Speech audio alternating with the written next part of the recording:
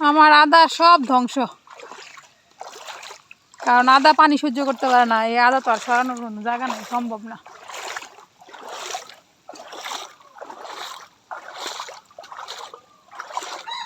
বাড়ি বিটা এই পর্যন্ত জল, অন্য ডিয়ার থাকবো কিবা, থাকা সম্ভব না। আমরা বাড়ি হইলে সবচেয়ে উঁচা, আমরা বাড়ি পানি উড়া মানে সব ডুবা।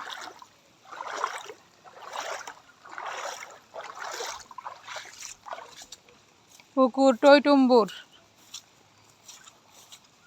পুকুর টইটুম্বুর হয়ে গেছে।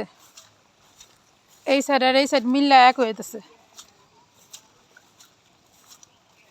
পানি যে হারে বাড়তেছে, তো এটা কেমনে সম্ভব? এটা ফিরানি সম্ভব?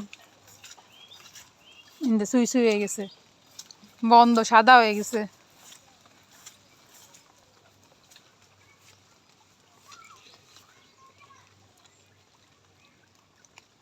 ধান খেতে যা আছে সব সাদা হয়ে গেছে। কি করুন পরিস্থিতি।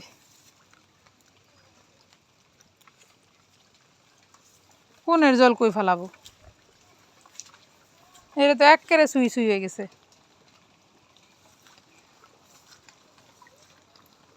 জল যা হারে বাড়তেছে, এদিকে আর সম্ভব আটকানি?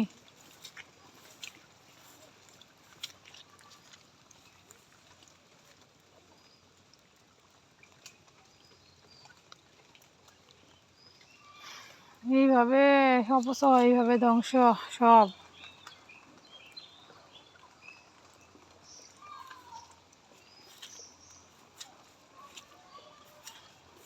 এত ভয়াবহ বন্যা আর কোনোদিন হয় নাই।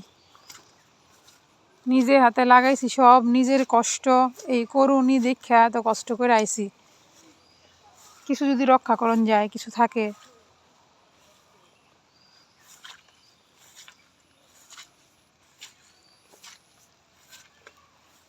এত সুন্দরভাবে আদা হইছে, এত এত আদা লাগাইলাম, এত টাকা খরচ করলাম, এই বন্যায় সব শেষ করে দিছে। এই যে আদা খেতে এই পর্যন্ত পানি, আদা খেতে এই পর্যন্ত পানি থাকলে আদা থাকবো? প্রত্যেকটা বস্তা ডুববা শেষ। ঈশ্বর যখন কোনো কিছু কায়রা নেয়, তখন মানুষ কি করে সেটা আগলায় রাখবো? মানুষের তো আগলায় রাখা সম্ভব না। আবার ঈশ্বর যদি ফেরত দেয়, তাহলেই সব কিছু সম্ভব। সব কিছু ঈশ্বরের হাতে এখন ছেড়ে দেওয়া ছাড়া কোনো গতি নাই।